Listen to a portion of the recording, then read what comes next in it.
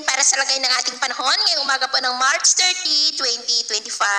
Sa ngayon po ay bumaba na ang mahinang bugso ng hanging amihan o yung tinatawag natin na northeasterly surface wind flow at umaabot na hanggang dito po sa northern Luzon habang mayroon pong shear line na nag-i-extend ngayon dyan sa may Bicol region at easterlies ang umiiral sa may Visayas at Mindanao. At sa ating naman pong long range forecast ay wala naman pong namamataan na bagyo na tatawid sa ating kalupaan for the next 2 weeks pero hindi pa rin inaalis ang posibilidad na may mabuong sama ng panahon sa malapit sa ating bansa at ang development ng mayan ang atin pong babantayan. At sa lagay ng ating panahon, ngayong madaling araw ay maayos ang panahon sa malaking bahagi ng ating bansa pero may tsansa po ng mga isolated rains sa ilang bahagi ng Cagayan, Quezon, Lobo, Bicol Region, Calapan, Marinduque, Romblon, Northern Palawan, Eastern Samar, Leyte, Dinagat Island, Davao, Zamboanga, Basilan, Holosulu at Tawi-Tawi. At mamaya po,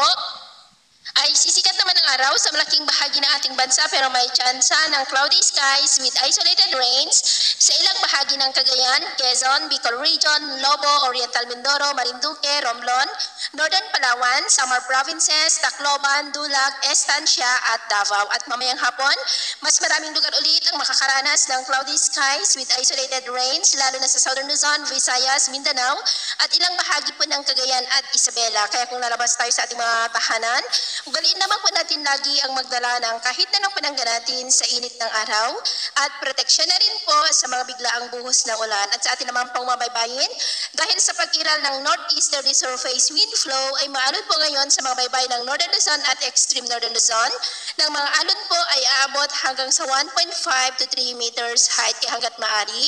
ay iwasan na po muna natin ang papalaot dyan sa mga may kulay pula para mas makaiwas sa mga sakunang